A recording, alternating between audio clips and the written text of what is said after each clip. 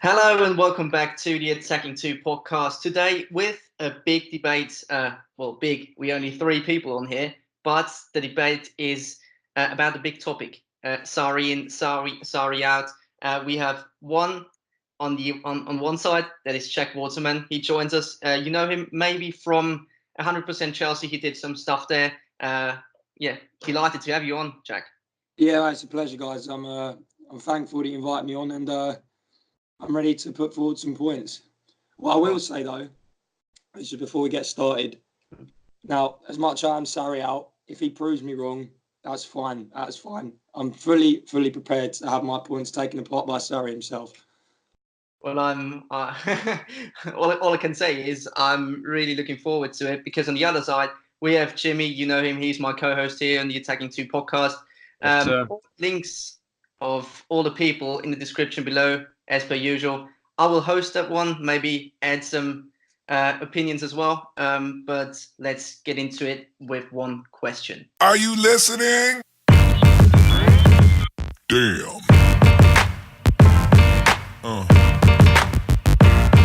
Yeah.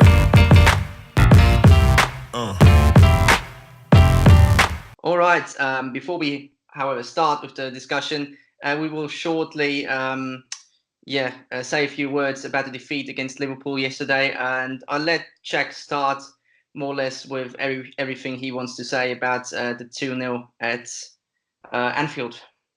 Okay, yeah. So I'll start off by saying my voice is not in the best condition after yesterday, but as you probably tell, but I will start off by saying Liverpool are definitely the better team.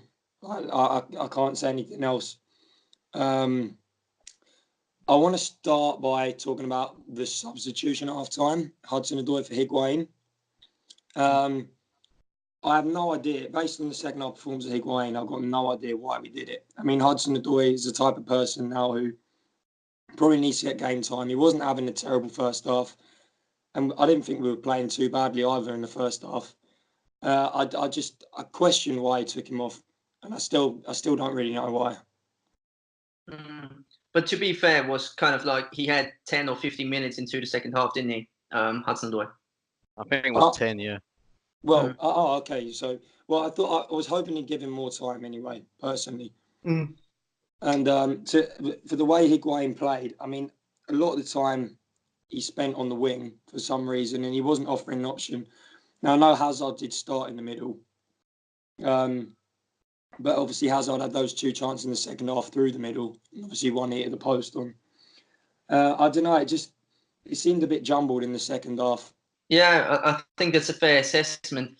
Jimmy, what do you think? Very much a game of two halves again. I think we did not do a bad job in the first half. Kind of reminded me on the City performance in the Cup final. Very considered in all the attacking options. Always make sure you have enough man behind the ball. So with the second half, obviously, okay, the one goal of Salah, you can't really do anything against it. But the other goal was kind of symptomatic, don't you think so? Yeah, no, definitely. I mean, that is one thing. While we are arguing SARRI in versus SARRI out more or less here, there are of course critique points that have to be said and mentioned, and why we continue to concede so early after the start of the second half is worrying, and I'm not sure what Maurizio Sarri actually tells them at half time. I mean, as you said, one can't really fault the team for that second goal. Not really much. I mean, people were saying Emerson was at fault, but that was just a worldie by Mohamed Salah. But the first one, yeah, that was symptomatic, and it is worrying because it's a shame. No, I'm not going to say only that it's worrying. It's a shame because in that first half, I thought we played very well.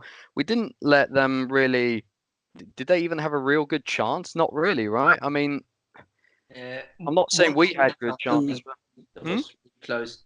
One offside chance, but other than that, it was right. Not even proper on target. So I mean that did show. Yeah, we were up for it, and they looked up for it. I mean, we were playing well. I mean, the chances weren't like brilliant, but they were pretty good. We were in control, more or less. Well, we weren't in control, but we were in control of our defensive stability. Let's say it like that.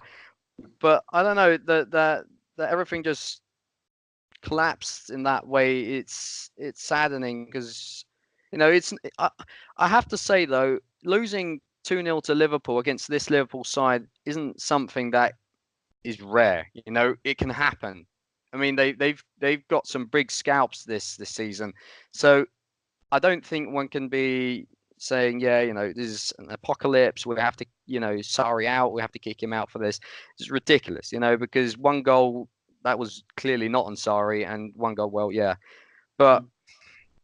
I'm not sure about that. What you said, Jack. Just to continue with Hudson-Odoi, him coming off, he didn't really offer much. I mean, he didn't have a good game yesterday. And while I've been lauding him a lot and calling for him to play, it just showed that he's still very young. And what I don't agree with him bringing on Higuain. Let's say I think Giroud was on the bench as well, right?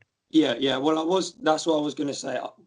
If Hudson-Odoi came off the right player, then I would have been like, okay, that's the right thing to have done. But bear in mind, Higuain had such a bad game, and I think Giroud was so suited to that match as well. I mean, he is a good impact sub, and it's been shown in the past. Not necessarily for Chelsea so much this year, but I don't know. I just would have liked seeing Hudson-Odoi play, get a little bit more game time, and maybe stay to at least the 70th, 75th, and then change something around a bit. But I can understand he wasn't having the best game. Mm-hmm.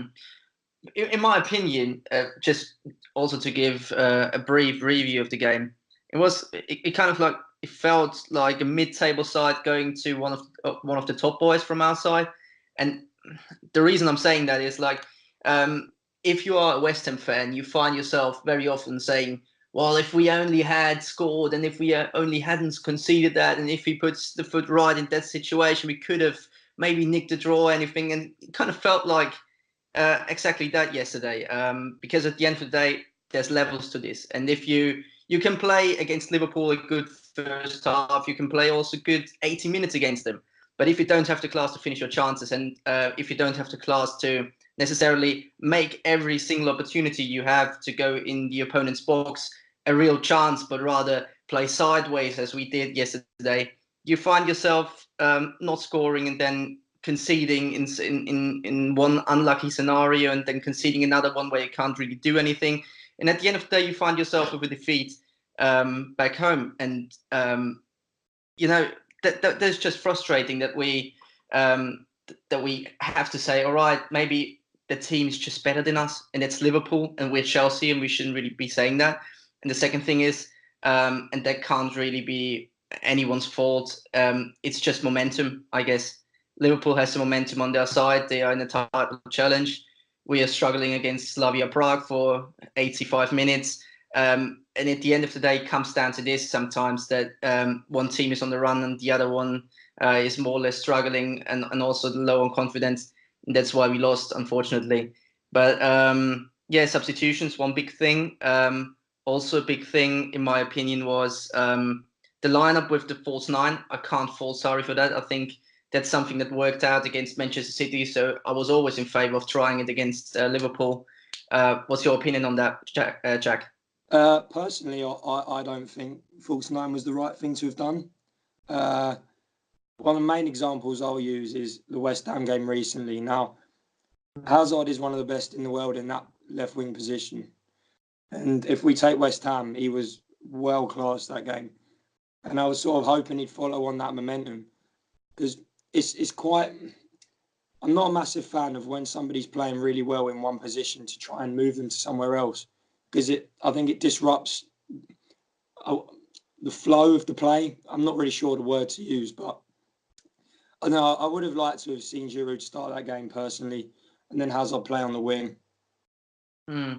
Yeah, I think that's a fair point because, of course, it offers us more. It offers us someone who, in Willian, who does also defense work like more than Eden Hazard, and obviously needed when you have someone like Trent Alexander-Arnold against you. But you could also see once we had the ball in the last third, there was no one really attacking the box because Eden Hazard is used to staying at the edge of it, and that's why we don't finish our chances. So it's a very good tactic if you want to keep a game for as a draw as long as possible. but and maybe nick it at the end. But if something goes wrong, it goes tits up, and that's what happened. I think. Well, can I just, if we compare it to last season now, I think when Conte played the false nine, we've got a similar squad with a few additions, of course. But last year, I wouldn't say that the false nine was convincing enough to say that we should carry it on again this year. Of course, it was a different formation, don't get me wrong. But I don't know. I'm just not a massive fan of the false nine. Yeah, I think that's a fair point as well. That like every time we play the false nine, we don't look a threat at all. And maybe you could say going away to a title challenger, we should be happy with a draw. But at the end of the day, we're Chelsea FC, and we should never be happy with a draw, especially with the record we have at Anfield. That obviously ended. We haven't lost for 6 years straight, I think. But 2012, I think, might have been the last. Yeah. But now let us go to the next part. And I was waiting for this actually the whole day to kind of introduce that discussion to our audience. We have Jimmy and we have Jack. One is SARRI in, one is SARRI out, and I think as he is away from home, so to say, on our podcast, I start with Jack here. What is your main point to say SARRI can't continue to be Chelsea manager after this season? Or what is your stance anyway? Okay, so I wouldn't say I've got one main point. It's more of a collection of points. So I'd start off by saying, now it's no disrespect whatsoever to those who don't attend games regularly, but as somebody who goes and pays the money for it, is some of the most negative football that I've seen at Stamford Bridge for a long time. Now, I'm not here to shout and swear about him and completely slag him off. I want to try and be as reasonable as possible with it. But with the greatest respect, as I said, it can be hard seeing social media posts from people who don't necessarily go to all of the games and they do back the manager. I know you guys aren't always able to get to as many games. That's completely fair enough to have your own opinion on that. I mean, just because you don't go to the games doesn't mean your opinion's any less worthwhile than anyone else. But it's really hard to get behind a manager when you have to pay all this money to just see a lot of negative football. Jimmy, your counterpoint. Well, I mean, don't get me wrong. We've won a lot with the tactics we employed since Roman Abramovich started, and that has been brilliant. But it's just come to a point where, as we've changed our philosophy more or less, or we haven't really got a philosophy, but our tactics in regard to how we get money. So we're not getting it anymore from Roman Abramovich, but we won't have to be self-sufficient, blah, blah, blah. This way of playing football with the way we've actually done business on the transfer market isn't sustainable anymore. So we've made some very bad purchases, which haven't helped the squad. Now we have an aging squad where the academy just isn't utilized enough. And we want to employ a new style of football. So the thing is, I understand why people say, it's not valid to say Maurizio Sarri hasn't been given enough funds and, blah, blah, blah. But that still plays a big part. And I think a lot of people among the fan base have been wanting to change our style of football for a while. And we try to do this, but if we're going to just kick him out after a season which, is it that much different to last season? I know we won a trophy there, but, from the where we are in the table and so on, not really. And we got to a final. I mean, I don't know. I have critique points of Maurizio Sarri, like, for example, his in-game management and his team selection, which has gotten better. He has shown improvement there, if you ask me. I agree with that. Yeah. And that was always one of mine. So I used to write on Twitter, he's an architect of his own downfall. If he doesn't change that, then, if he gets sacked, then that's up to him. It's his own fault, basically. However, as he has changed that, I think it's unfair to say, yeah, well, we have to sack him now. I mean, we've seen what football he can play.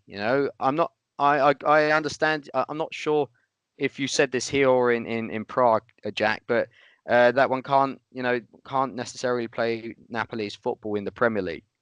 Yeah, That doesn't always work. Yeah, I get that, but that kind of football still in maybe a bit of a different form can be played in the Premier League, because I mean Pep Guardiola doesn't do that much different, at least in the title winning season, the last one. He's playing a bit different this season, but it can work. So I don't know. I think we have to give him at least this summer.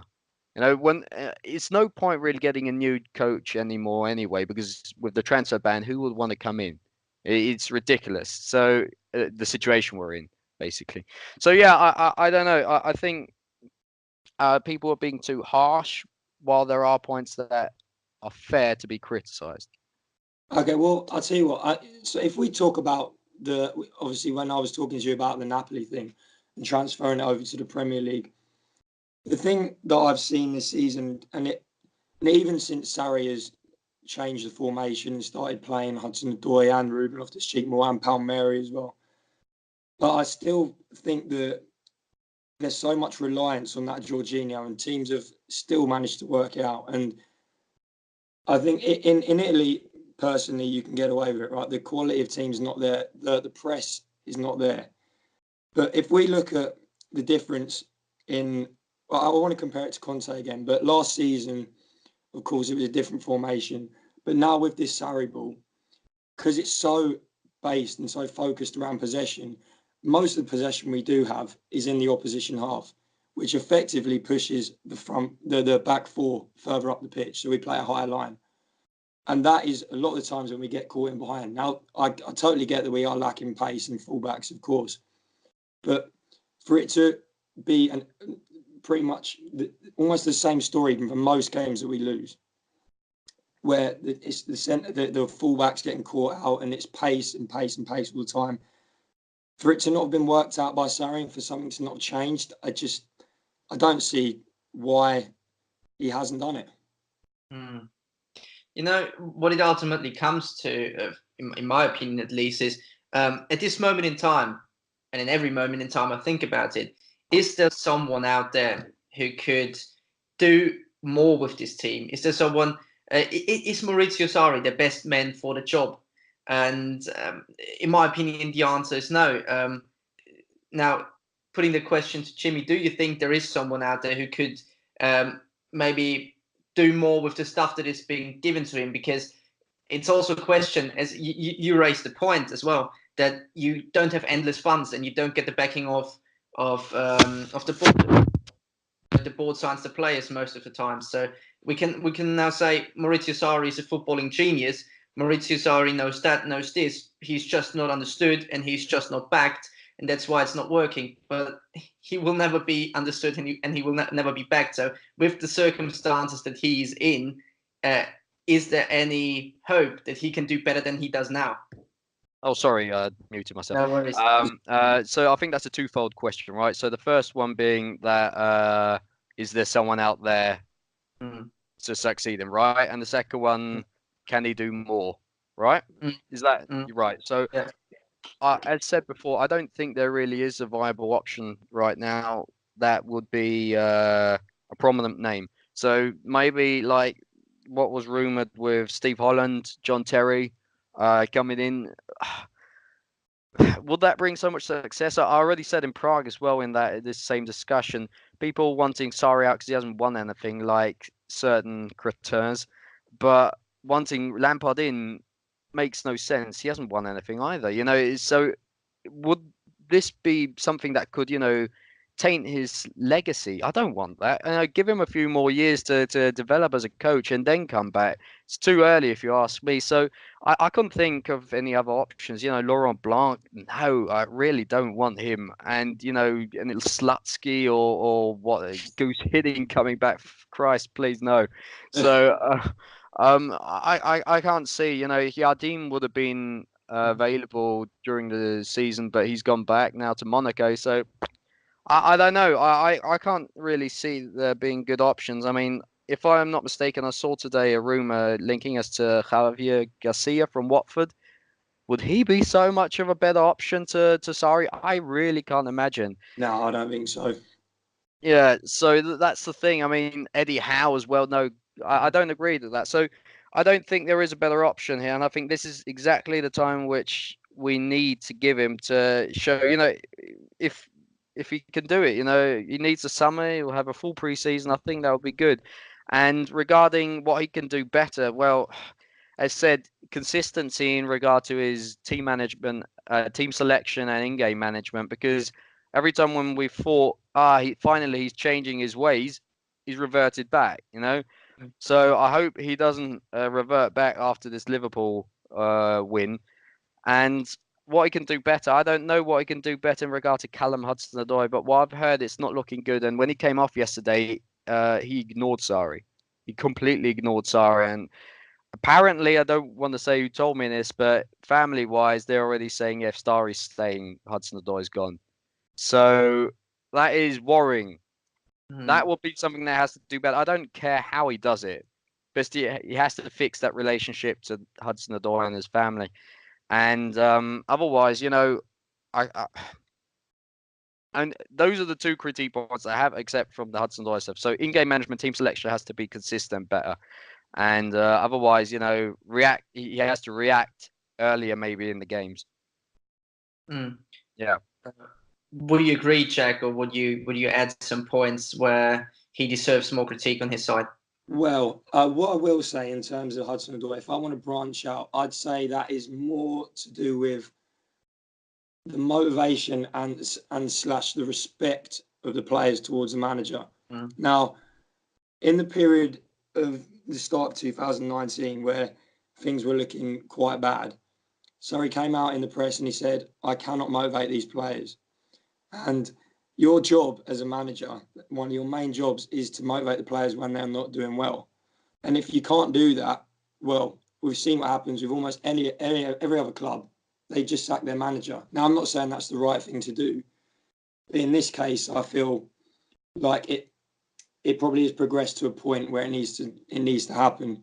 I think the Kepa situation as well with City, I know it's been it's been tied up now and it's been sorted, but nonetheless, it happened, and there is still an element of respect lacking between the players and the manager. And you could see in Conte's first season, especially, his persona was just so different, and it seemed like his man management was much, much better than Sarri. And I think Sarri's personality is more of a reserved person, and it's hard to say what he's like, of course, in training and that. But to me, he just doesn't come across as the type of manager who can nurture talent. Yeah, I think well, to maybe add some point from myself, I think either way you do it, you can't really do it right. You have managers where the players are feeling extremely good for a season and then they just gas out because they're so intensive to work with, like Jose Mourinho, for instance. Or you have managers that just don't click, but for some reason the players starting managing themselves and it kind of works out as well. Because I think also Unai Emery hasn't got a big personality and certainly not earned the respect of Arsenal players from what I've heard. But you could argue, well, then they're not playing a good season, but at least they're playing a better season than they've played with Arsene Wenger in a while.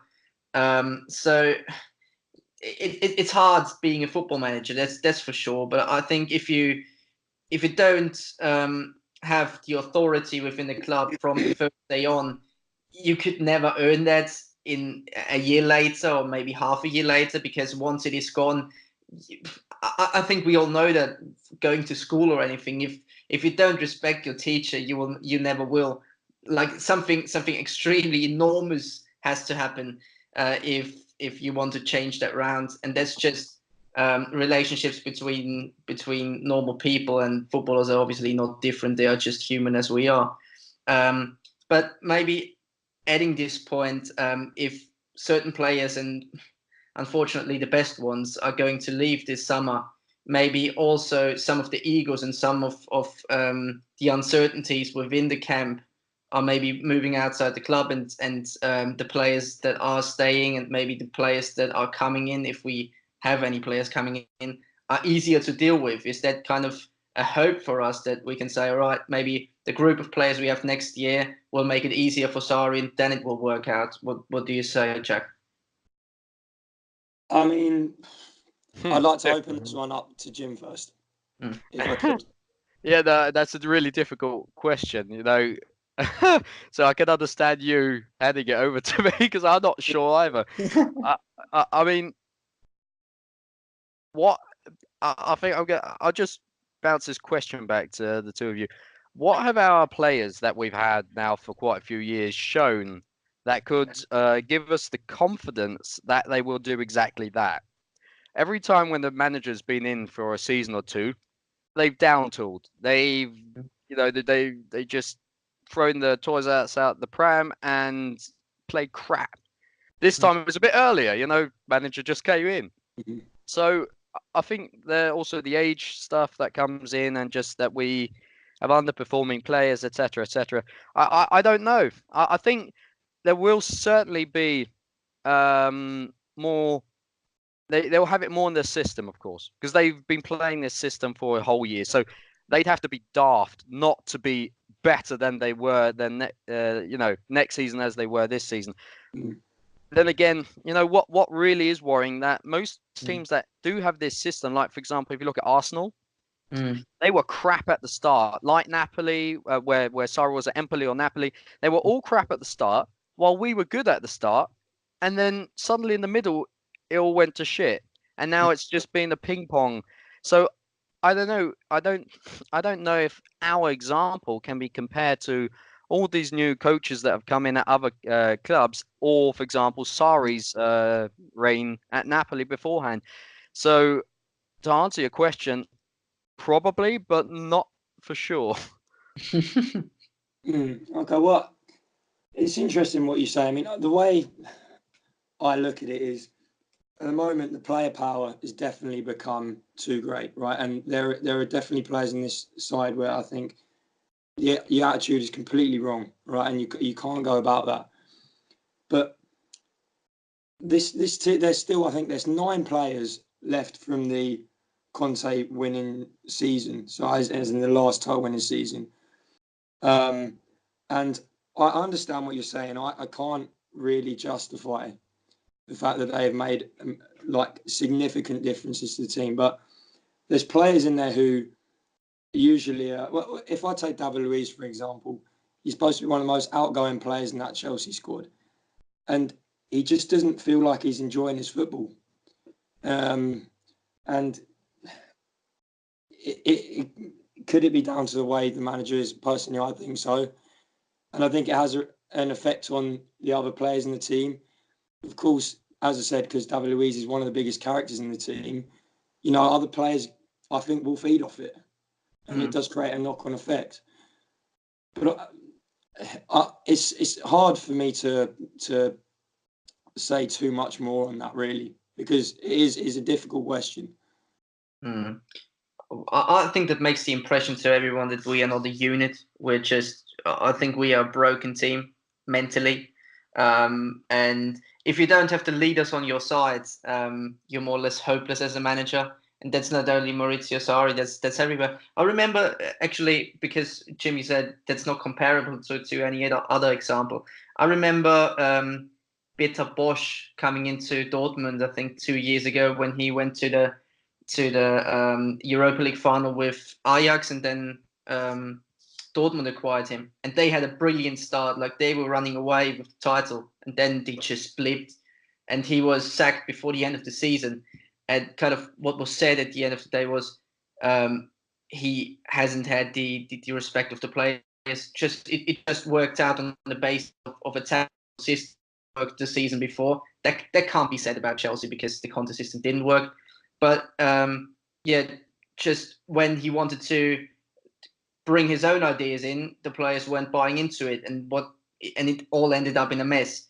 Now, it isn't a mess at this moment in time. We're still somewhere around the objectives that were given to Maurizio Sarri. But still, if you see all the Liverpool players pulling on one string and getting a win yesterday, and then you see our players where shoulders drop all of a sudden when we concede a goal, you don't feel that there's some magic, something in the team that we always had. You know, Chelsea bounce back qualities. We've always had that, and also that's what I always say. And listeners will be bored for me saying that again. You know, basics of football are not done right, and that's also a sign for me for a manager that has not the players on his side. You know, when you see players trotting down when they lose the ball, just don't really caring, then basic stuff, just not defend as a unit, 3 players pressing, some players don't care.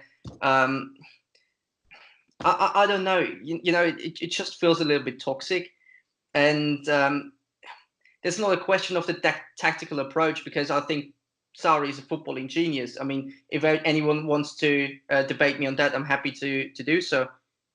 It's more like the thing that he doesn't get along with certain players, and he doesn't come across as someone who needs to be respected, I guess. But do we dispute Sarri's footballing qualities? Any one of us? I think when it works, it's really good. Don't get me wrong. I think when it works, it's good, but when it doesn't work, it can result in some diabolical football, and it has this year.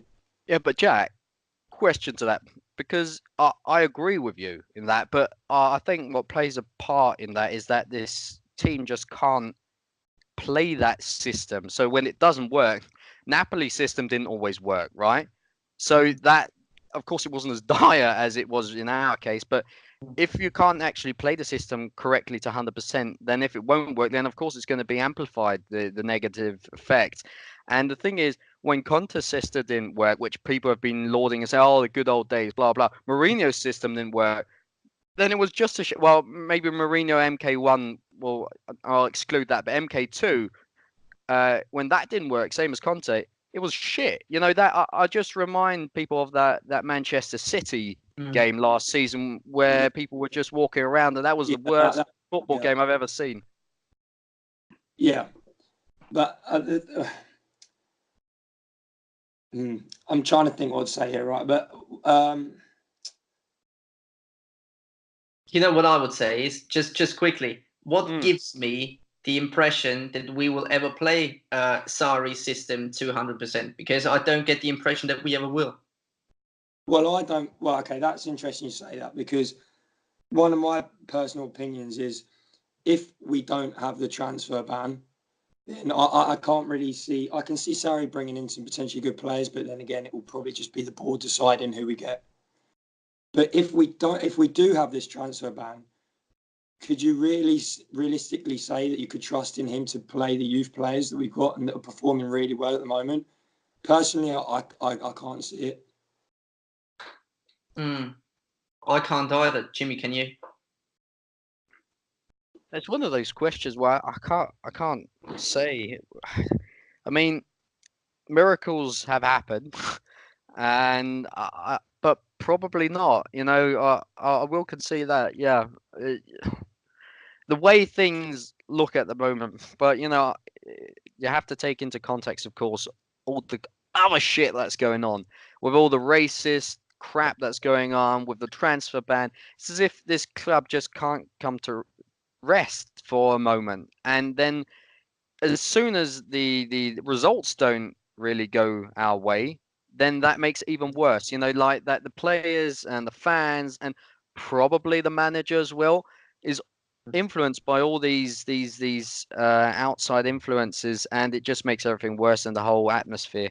So probably not. No.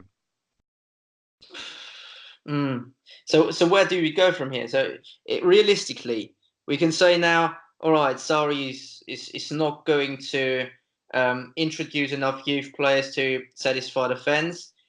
He's not getting the results because he ain't getting his players, and he needs his players to play his system to 100%. But that is not going to work.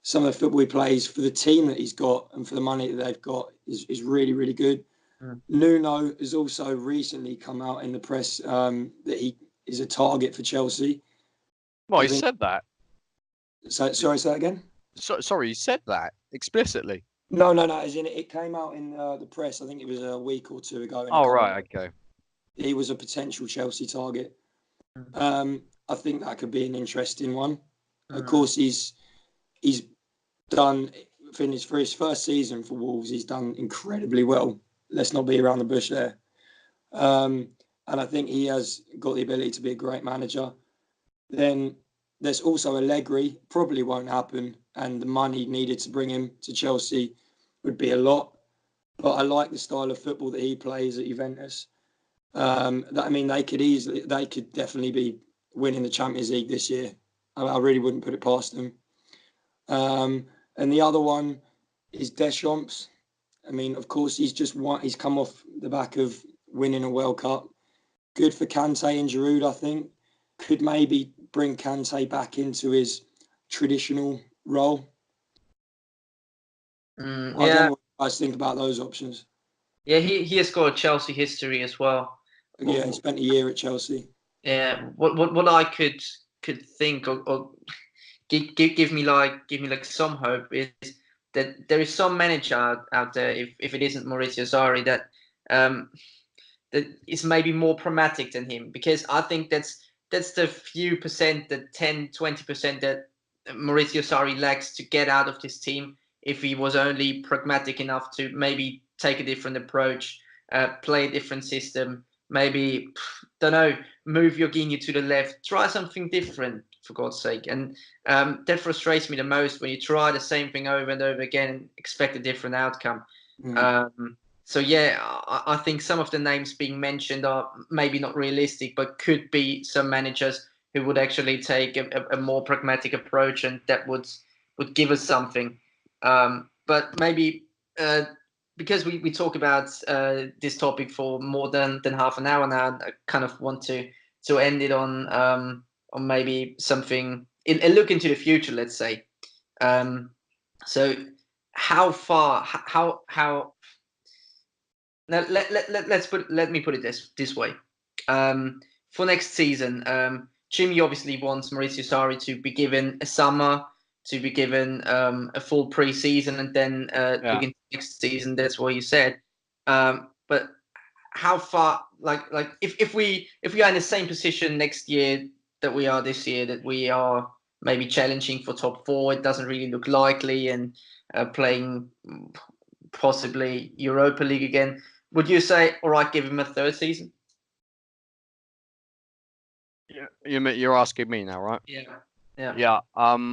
Well, I think it depends on whether we can buy this summer, because if we can buy this summer, we get some good reinforcements in, and we nevertheless have the same season that we're having now, then I'd agree. No, then something has to be done. Maybe, we Chelsea fans have become quite impatient nowadays. One has to say we have had a lot of success, and that has made us a bit, I don't want to say complacent, but that's just the way football works. We've been very successful with that, so I can understand if they sack him because of that.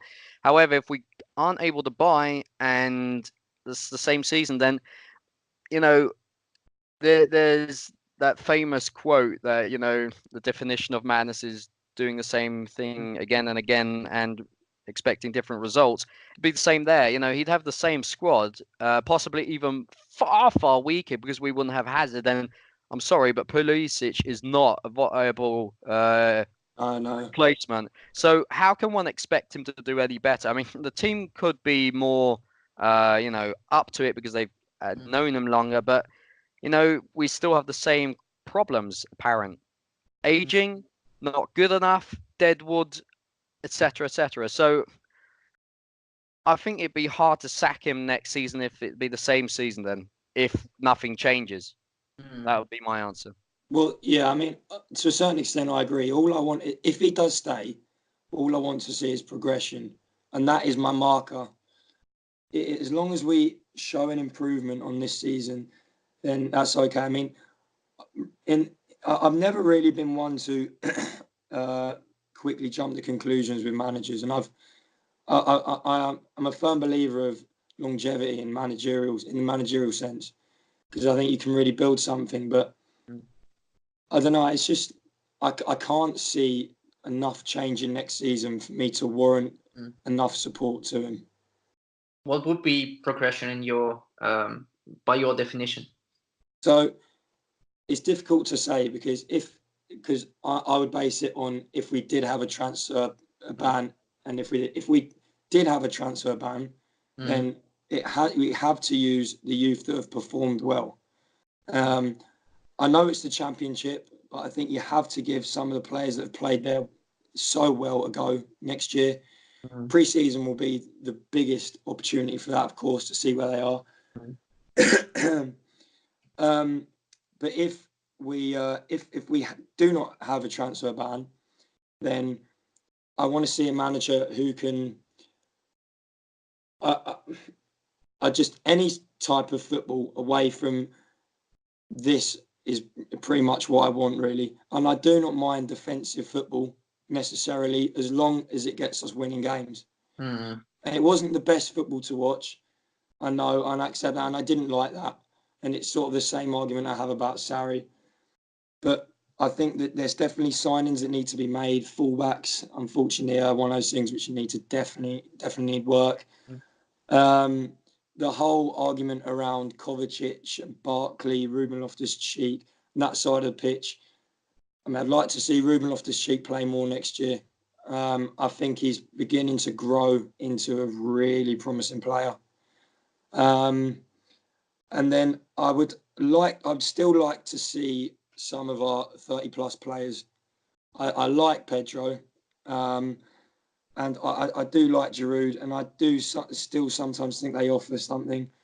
Willian, I do like, but realistically, he should have moved on now. But I just want to see progression in terms of that, really. That's what I'd say. For next season, that's what I'd want if we had a transfer ban, if we didn't.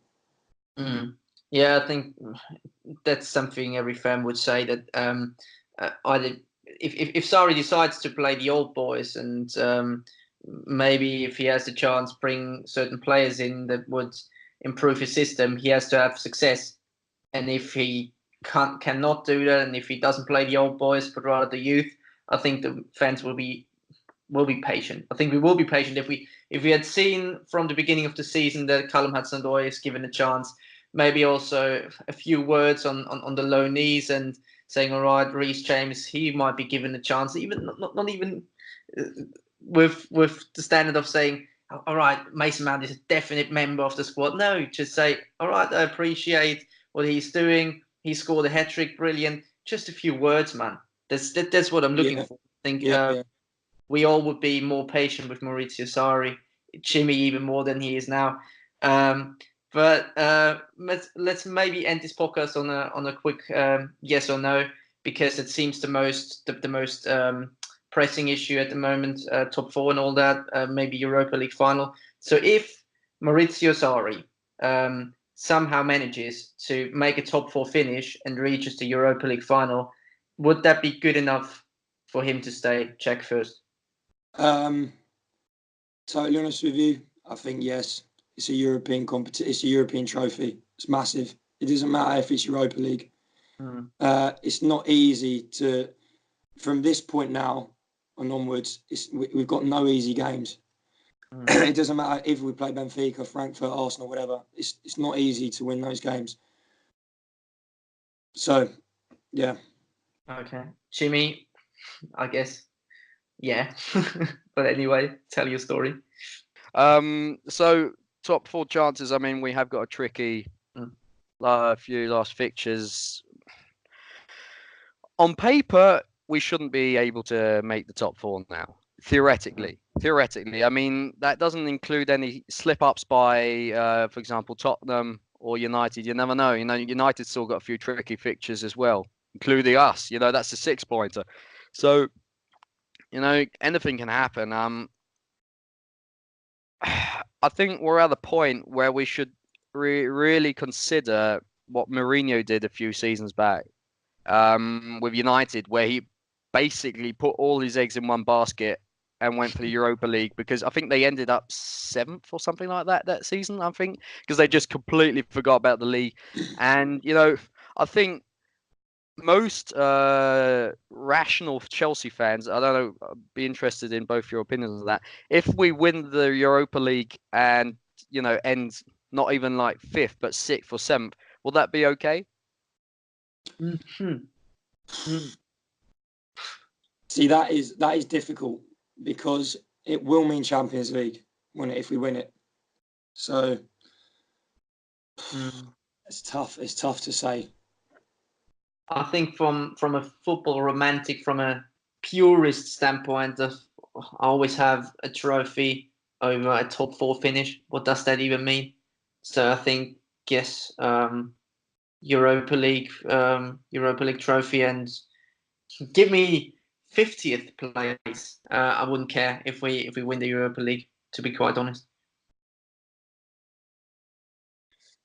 Yeah, I mean, it is a European Cup, so I agree with that. I can still remember 2012, like I'm sure you both do as well. That was a great night, even though the Champions League was the greatest achievement, don't get me wrong, but it's a European Cup, it's one more than Arsenal's had, so, or Yeah, that'll be 3 more then.